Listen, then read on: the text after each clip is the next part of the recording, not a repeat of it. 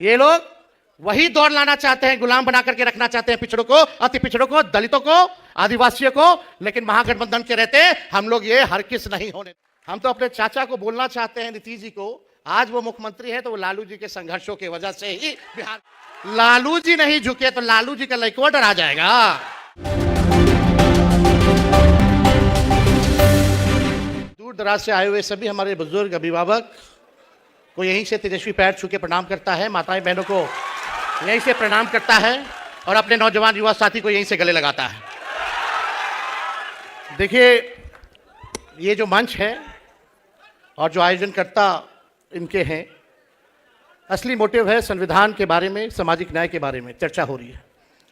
यानी लगभग पिछड़े, अति पिछड़े, दलित, महादलित, आदिवासी समाज के जो लोग हैं, जो सोसाइटी में जो back bencher of the society है, जो समाज के अंतिम पैदान पे खड़ा जो परिवार है, व्यक्ति है, उसको मुख्य धारा में कैसे लाया जाए, इस बारे में जो है ये चर्चा की जा रही है।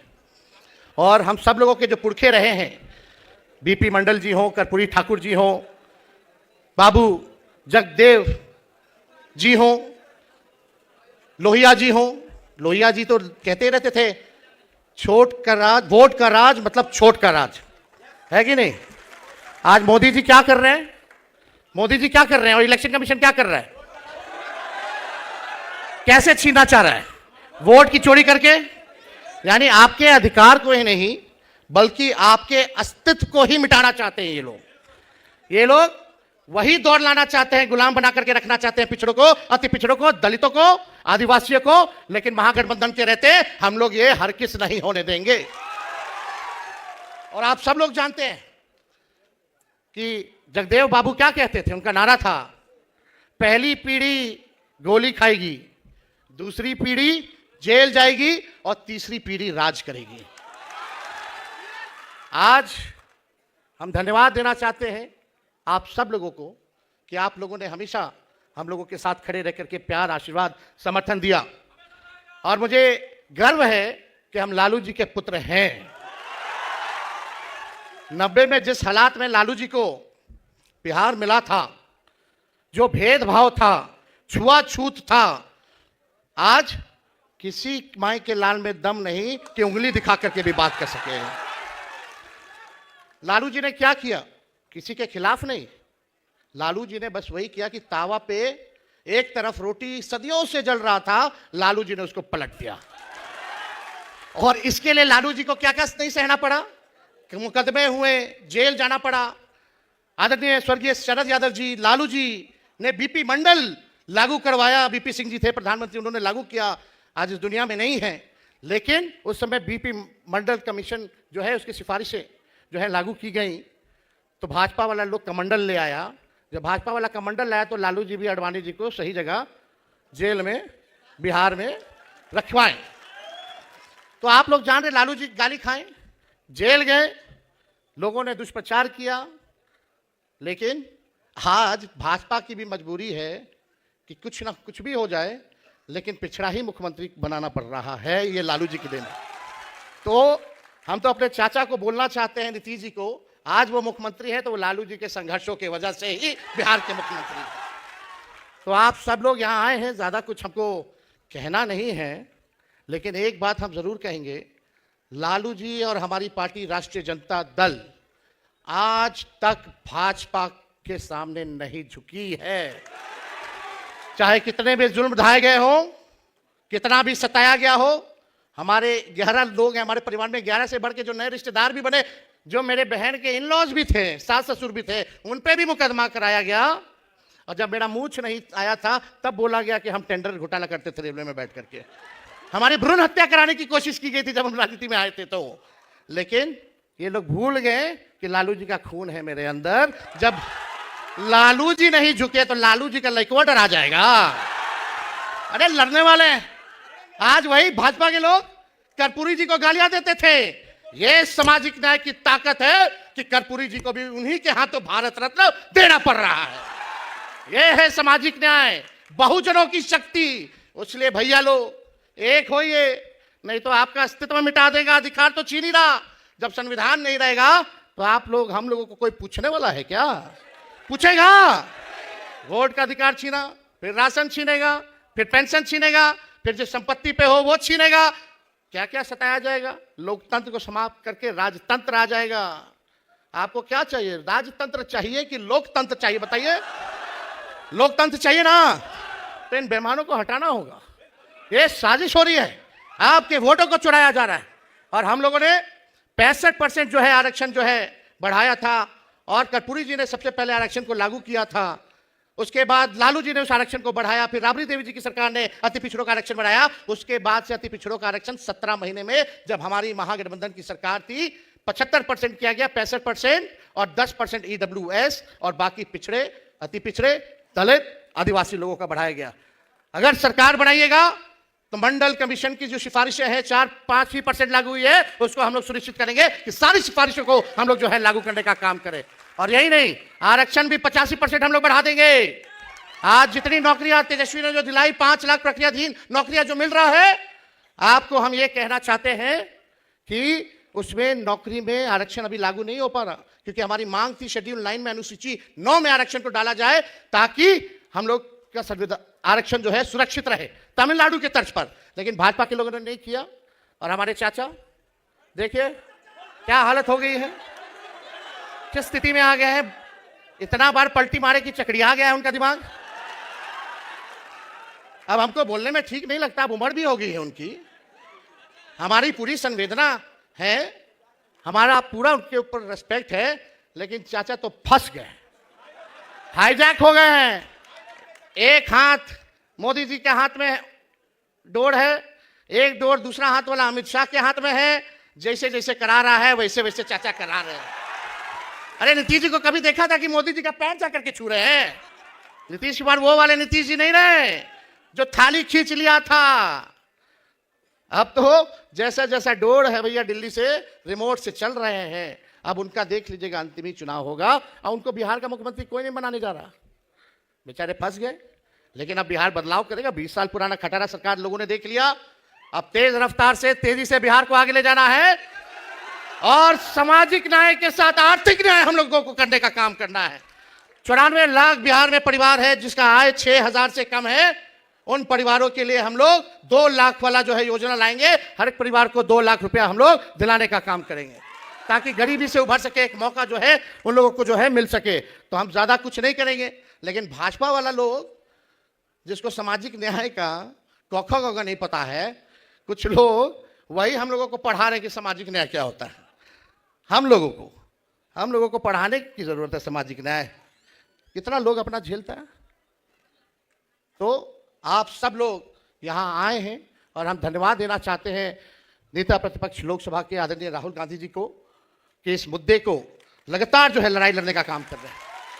2019 में हम लोगों ने यात्रा निकाला था। 2019 में चुनाव से पहले राष्ट्रीय जनता दल ने क्या यात्रा था? संविधान बचाओ, आरक्षण बढ़ाओ।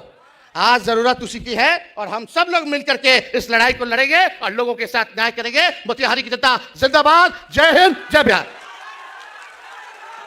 धन्यवाद तेजस्वी जी।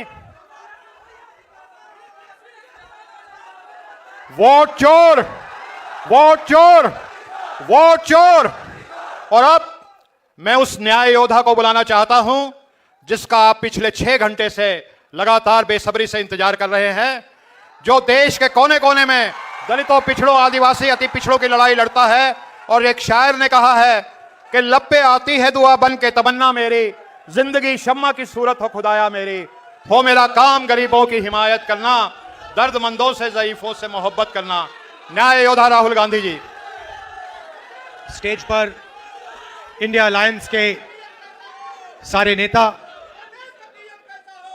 स्टेज पे डिस्टिंग्विश्ड गेस्ट्स, सिविल सोसाइटी से जो आए हैं, और भाइयों और बहनों, आप सबका मैं दिल से यहां स्वागत करता हूं।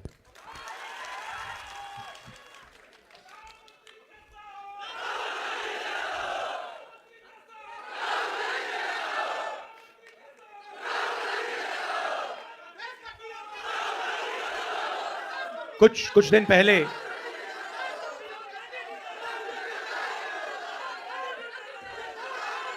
अच्छा बोलने तो दीजिए।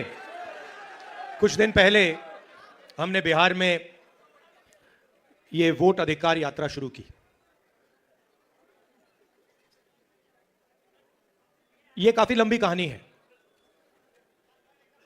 क्योंकि कुछ सालों से हमें शक हो रहा था और पूरे देश को शक हो रहा था कि इलेक्शन के सिस्टम में कोई ना कोई गड़बड़ है। लोग कहते थे, ईवीएम की बात होती थी, आरएसएस के संगठन की बात होती थी, मगर एक बात दिखने को मिलती थी कि बाकी पार्टियों को एंटी इनकम्बेंसी हो जाती थी, मगर बीजेपी के खिलाफ कभी एंटी इनकम्बेंसी नहीं होती थी। बीजेपी एक बार, दो बार, तीन बार, चार बार, एक के बाद एक चुनाव जीती जाती थी। तो अजीब सा लगता था, मगर हम खुलकर नहीं कह सकते थे क्योंकि सबूत नहीं था। महाराष्ट्र में हमें सबूत मिला। सबूत क्या था? लोकसभा का चुनाव हमारा गठबंधन जीतता है, स्वीप करता है। 4 महीने बाद उसी प्रदेश में, उसी महाराष्ट्र में वही पार्टियां लड़ती हैं। हमारा गठबंधन बीजेपी के गठबंधन के खिलाफ लड़ता है। हमारे गठबंधन का एक भी वोट कम नहीं होता। जितने हमें लोकसभा में मिले उतने हमें विधानसभा में मिले, मगर बीजेपी का वोट बढ़ जाता है। अजीब सी बात है। हमने देखा, पता लगाया, लोकसभा के बाद तकरीबन 1 करोड़ नए वोटर, 1 करोड़ नए वोटर इलेक्शन कमीशन ने लिस्ट में डाले। 45 लाख लिस्ट में और बाकी वोटिंग बढ़ी। सारे के सारे जो वोटर, नए वोटर थे, सारे के सारों ने बीजेपी को वोट दिया। और जहां भी नए वोटरों ने बीजेपी को वोट दिया, वहां बीजेपी ने चुनाव जीता। हम गए इलेक्शन कमीशन से, हमने पूछा, बताइए कौन है ये लोग? ये नए वोटर जो हैं, ये टर्नआउट जो बड़ा है, ये कौन है? हमें इनके नाम दीजिए, वोटर लिस्ट दीजिए। कहते नहीं देंगे। फिर हमने उनसे कहा, देखिए इतना वोट पड़ा है, इतना टर्नआउट बढ़ा है, 5:30 बजे के बाद इतने वोट गिरे हैं, हमें आप कैमरा दिखाइए, वीडियो कैमरा दिखाइए, वीडियो फीड दिखाइए। कहते नहीं, हम नहीं दिखाएंगे। फिर क्या करते हैं? कानून बदल देते हैं और 45 दिन के अंदर वीडियो फीड को डिस्ट्रॉय कर देते हैं। फिर हमने कर्नाटक में अपनी टीम से कहा कि देखिए, आप एक लोकसभा चुनिए और उसमें गहराई से देखिए, मैग्नीफाइंग ग्लास को लेके हर पेज को देखिए और बताइए यहां पे हुआ क्या। इलेक्शन कमीशन हमें इलेक्ट्रॉनिक वोटर लिस्ट नहीं देती, तो 8-10 फुट ऊंची बोरी कागजों की, 200-300 किलो की, हमारे 40 लड़कों ने 4 महीने 16 घंटे काम किया। वोटर लिस्ट में एक फोटो को लाखों फोटो से मिलाया, एक नाम को लाखों नामों से मिलाया, एक एड्रेस को बाकी एड्रेसेस से मिलाया, और सच्चाई निकली। सच्चाई क्या थी? सच्चाई थी कि 7 सीटें हैं बेंगलोर सेंट्रल में, 6 कांग्रेस पार्टी जीतती है। 7वीं सीट में एक विधानसभा में 1 लाख फर्जी वोटर, 1 लाख। और जहां फर्जी वोटर थे, जिस असेंबली में फर्जी वोटर थे, वहां बीजेपी जीतती है। वो सारे के सारे 1 लाख जो वोट थे, उसके कारण बीजेपी लोकसभा का चुनाव जीत गई। मैंने प्रेजेंटेशन किया। अच्छा, मैं आपसे एक बात पूछना चाहता हूं, आपका नाम क्या है? कुमार जी, अगर मैंने आपसे कहा कि आप चोर हो और अगर आपने चोरी नहीं की, तो आप क्या करोगे? सबसे पहले आप कहोगे, खबरदार तुम्हें मुझे चोर बुलाया, बोलोगे ना? ठीक है। अगर आपने चोरी की होती और मैंने कहा चोर हो, तो आप चुप बैठोगे? क्यों नहीं बैठेगा? अगर चोरी की है और मैं कहूंगा चोरी किया, बिल्कुल चुप हो जाएगा, एक शब्द नहीं बोलेगा। अगर मैं आरोप लगा रहा हूं प्रधानमंत्री पे हर रोज कि तुम वोट चोर हो, प्रधानमंत्री चुप क्यों है?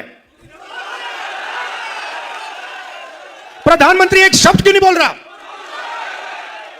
क्योंकि प्रधानमंत्री वोट चोर है और वो जानता है कि हमने उसको पकड़ लिया है। देखिए, मैं आपको एक बात बताता हूं। देखिए, हमारा जो काम है ना, मेरा जो काम है, मेरे बारे में आप दो चीजें समझ लीजिए।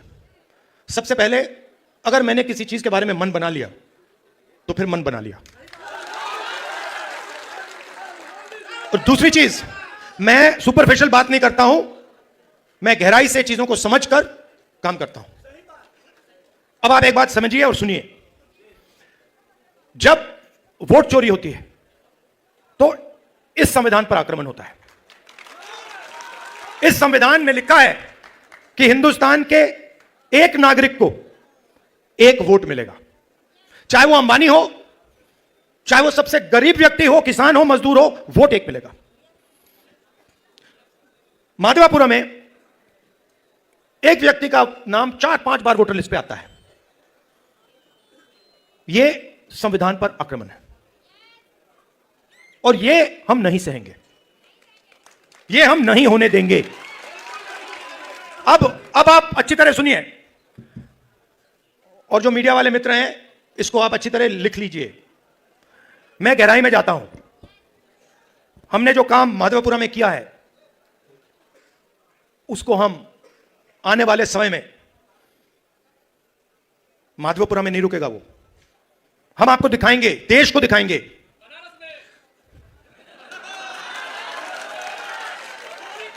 मोदी जी, मैं आपको बता रहा हूं, मोदी जी डरे हुए हैं, क्योंकि मोदी जी को बात समझ आ गई है कि अब चोरी पकड़ी गई है और अब वो भाग नहीं सकते हैं।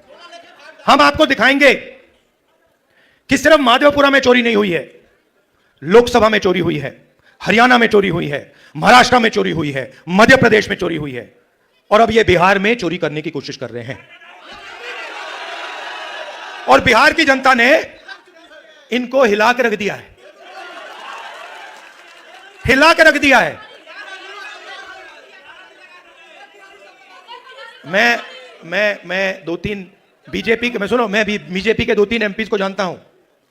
मेरे फोन पे मैसेज आ रहे हैं, आप प्रधानमंत्री को वोट चोर मत कहिए। कैसे मत कहूं भाई, है तो कहना पड़ेगा। अब ये तीर जाके सीधी टारगेट पे लगेगी। आपके गांव के बच्चे, यहां पे तो भैया 6-6 साल के बच्चे बोल रहे हैं वोट चोर, वोट चोर, वोट चोर, नारा बन गया है। और जो बिहार में शुरू होता है वो पूरे देश में फैलता है, वो रुकता नहीं है। आपने चंपारण में अंग्रेजों से लड़ाई शुरू कर दी, पूरे देश से उनको मिटा के हटा दिया। ये कॉन्स्टिट्यूशन की लड़ाई शुरू कहां हुई थी? चंपारण में ही तो हुई थी,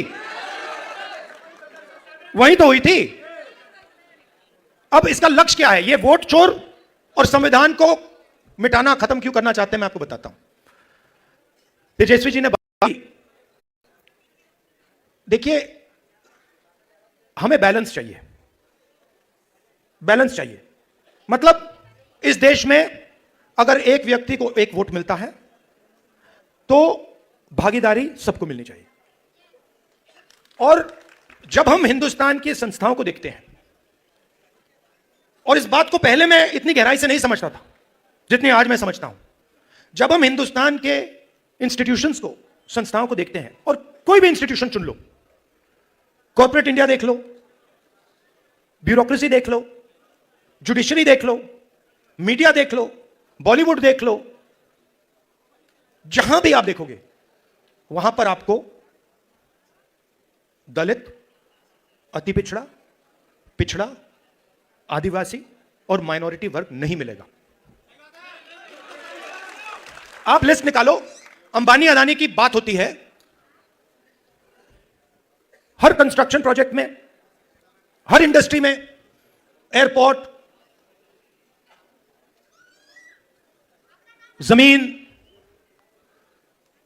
solar power, wind power, petrol, diesel, सब में इनके नाम सुनाई देते हैं। 500 हिंदुस्तान की सबसे बड़ी कंपनियां हैं। मैं आपसे आज पूछना चाहता हूं, इन 500 में दलित, आदिवासी, पिछड़ा, अति पिछड़ा वर्ग के कितने मालिक हैं? मतलब हिंदुस्तान की पूरी इकोनॉमी में 90% तो है ही नहीं, 90% है ही नहीं। आप जाते हो प्राइवेट अस्पताल में, जाते हो, सरकार का काम आपके स्वास्थ्य और शिक्षा का देखभाल करने का होता है। ये बिजनेसमैन का काम नहीं होता है, ये सरकार का काम होता है कि अगर कोई गरीब व्यक्ति बीमार हो जाए, सरकार की जिम्मेदारी होती है कि हमारा नागरिक है, हमारे देश का नागरिक है, इसकी रक्षा, इसकी प्रोटेक्शन, इसके स्वास्थ्य की प्रोटेक्शन हमें करनी है ना। कॉन्स्टिट्यूशन में यह नहीं लिखा है कि अगर हिंदुस्तान का कोई गरीब व्यक्ति बीमार हो जाए तो उसे मतलब 6, 10, 15 लाख रुपए का बिल दे दो। लिखा है कहीं? नहीं लिखा है। नहीं, वो देखिए, मगर मैं उससे पहले एक सवाल पूछ रहा हूं। प्राइवेट अस्पतालों की लिस्ट निकालिए। ये बड़े बड़े अस्पताल हैं जहां आप लोग जाते हो, जहां आपके जेब से लाखों रुपए निकलता है, इनके मालिकों की लिस्ट निकालिए और मुझे वहां दिखा दीजिए। दलित कौन है, आदिवासी कौन है, पिछड़ा कौन है, अति पिछड़ा कौन है, माइनॉरिटी का नाम, वहां नाम दिखा दो। अच्छा ठीक है, आप कहोगे नहीं भैया हमें स्वास्थ्य के कुछ लेना देना नहीं, तो फिर मैं कहूंगा ठीक है भैया, शिक्षा के देख लेते हैं, इंजीनियरिंग कॉलेजेस देख लेते हैं, यूनिवर्सिटीज देख लेते हैं, प्राइवेट यूनिवर्सिटीज कॉलेजेस जहां आपको लाखों रुपए देने पड़ते हैं अपनी जेब से अपने बच्चों को पढ़ाने के लिए, खेत बेच के। फिर मुझे बताओ उनके मालिकों की लिस्ट में बता दो कौन सा है, मतलब अति पिछड़ा कौन है वहां पे बैठा हुआ। तो आप 90% हो। अब ठीक है, अगर आप सब मिलाकर 2% होते तो मैं कहता ठीक है भैया आप 2% हो, बात वहां खत्म हो जाए। मगर आप तो मेजोरिटी में 90% हो। आप 90% की भागीदारी हिंदुस्तान में है ही नहीं। कर्नाटक, तेलंगाना में हमने जाति जनगणना किया,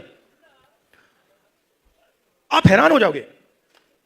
सारे के सारे जो गवर्नमेंट के कॉन्ट्रैक्ट हैं, छोटे से लेकर बड़े, उनमें कोई अति पिछड़ा नहीं है, कोई दलित नहीं, कोई आदिवासी नहीं, कोई पिछड़ा वर्ग नहीं। आप राजनीति कैसे करोगे? मतलब पूरी की पूरी फंडिंग आपके हाथ में नहीं है, कॉर्पोरेट इंडिया नहीं है, अस्पताल नहीं है। अच्छा ठीक है, आपको यह सब नहीं चाहिए, मीडिया देख लो, मुझे नाम बताओ। मैं देखिए, मैं बड़े प्यार से बोल रहा हूं, मैं बड़े प्यार से बोल रहा हूं, भागीदारी तो होनी चाहिए। ये ओपिनियन बनाते हैं, ये लोग ओपिनियन बनाते हैं। नहीं, वो आपने बोला सबसे खराब आज तक है, मगर मुझे ये बताओ एंकर्स में से मालिकों में से मुझे अति पिछड़ा नाम बता दो, मुझे दलित नाम बता दो, छोड़ो अति पिछड़ा, छोड़ो दलित बता दो, पिछड़ा बता दो। नहीं है तो कॉर्पोरेट इंडिया उधर नहीं हो, आप मीडिया में नहीं हो। अच्छा बॉलीवुड की बात करते हैं, वहां पे नाम बता दो, एक वहां बता दो।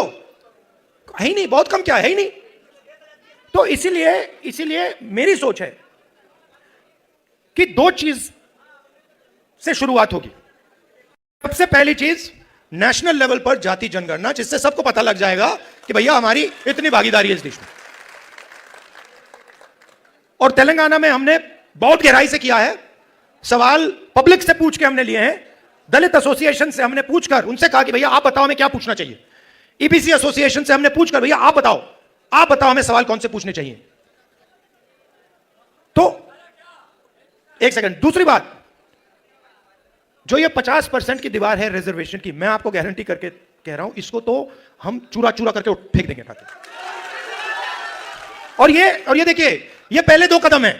आप ये मत सोचिए कि इसके बाद हम बात छोड़ देंगे। ये जाति जनगणना से हमें एक विकास का एक नया मॉडल मिलेगा, वो शुरुआत होगी। मगर हमारा लक्ष्य है कि देश में बैलेंस होना चाहिए, सब लोगों को इस देश में जगह मिलनी चाहिए, कोई भी हो,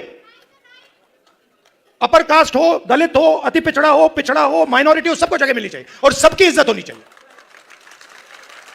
और मोहब्बत की दुकान, मतलब नफरत नहीं, प्यार से, बिना नफरत, बिना हिंसा, सबको लेकर देश की जो पूरी शक्ति है, जो देश के हर लोग में, हर व्यक्ति में है, उस पूरी शक्ति का हमें प्रयोग कर कर देश को आगे ले जाना है। मगर यह सब नहीं हो सकता अगर ये लोग वोट चोरी कर लेंगे। इसीलिए हम वोट अधिकार यात्रा यहां शुरू की और आपने हमें इतनी मदद की। आप सबका दिल से धन्यवाद करता हूं कि आपने अपनी पूरी एनर्जी इस यात्रा में डाली। धन्यवाद, नमस्कार, जय हिंद। राहुल जी, इस सभागार में एक ऑटो ड्राइवर मौजूद है जिसका नाम है पंकज कुमार। पंकज कुमार ऑटो ड्राइवर, जिसके ऑटो में आपने दिल्ली में यात्रा की थी। पंकज कुमार जी स्टेज पे आए।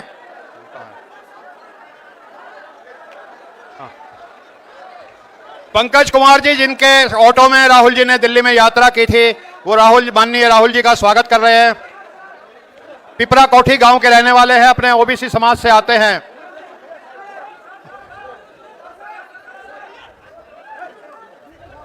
ऑटो ड्राइवर पंकज कुमार जी, कुछ बोल रहा हूं तो भेजना, अगर ये कर रहा माइक। पंकज जी, हेलो। हाँ पंकज जी, अगर बोलना चाहते हैं आप इधर आ जाएं। पंकज जी। साथियों, बहुत बहुत धन्यवाद आप सब लोग इस प्रोग्राम में आए, हमारे संविधान सुरक्षा सम्मेलन में। वोट चोर, वोट चोर, गद्दी चोर, वोट चोर, गद्दी चोर, वोट चोर, गद्दी चोर, वोट चोर, गद्दी चोर। चोरों का सरदार कौन, चोरों का आयोग कौन, संविधान में ठोकर मारे हक की चोरी करता कौन, दिन के उजाले में वोट चोरी करता कौन, जिंदा लोगों को लिस्ट में मरा हुआ दिखाता कौन, हर सीने में दावे साफ उबल रहा है बस ये शोर। वोट चोर, गद्दी चोर, वोट चोर, गद्दी गद्दी गद्दी गद्दी चोर चोर, गद्दी चोर, वोट चोर, गद्दी चोर।